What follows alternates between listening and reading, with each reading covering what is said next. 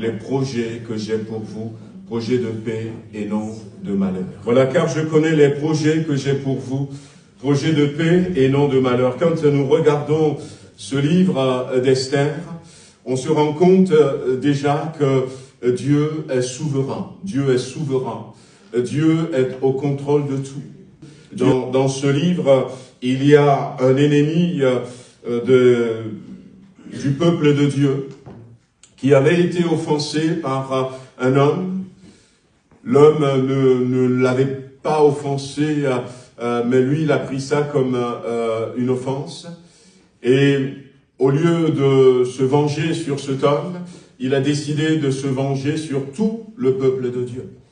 Et dans 127 provinces, ce qui fait à peu près 127 nations que composait cet empire, il avait décidé, cet homme, de tuer tous ceux qui sont israélites, tous ceux qui sont juifs, tout le peuple de Dieu. Il a décidé de les tuer.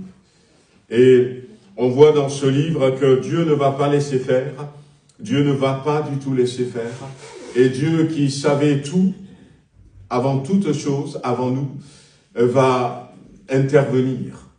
Et il va intervenir avant même que ce plan ne vienne à se faire connaître, en suscitant parmi son peuple une jeune fille qui s'appelle Hadassa, Mirth, qu'on appelle en perse Esther, qui va devenir impératrice.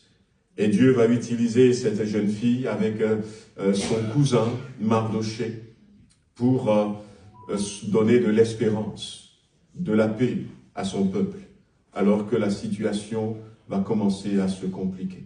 Le premier point que je voudrais partager avec vous, c'est la vie que Dieu donne. Parler de la vie que Dieu donne. Tout à l'heure, dans ce premier chant que nous avions pris, nos bien-aimés nous ont fait comprendre que, avant de connaître le Seigneur, nous étions des esclaves. Et le Seigneur est venu nous délivrer. C'est le cœur du message de l'Évangile. Et c'est pourquoi Jésus-Christ est venu mourir à la croix. Peut-être qu'on ne comprend pas forcément. Et c'est pour ça qu'il avait versé son sang. La Bible dit que la vie se trouve dans le sang. C'est pour ça qu'il avait donné sa vie. Pour que ceux qui étaient dans les ténèbres ne soient plus dans les ténèbres. Pour que ceux qui étaient esclaves, captifs, ne soient plus captifs.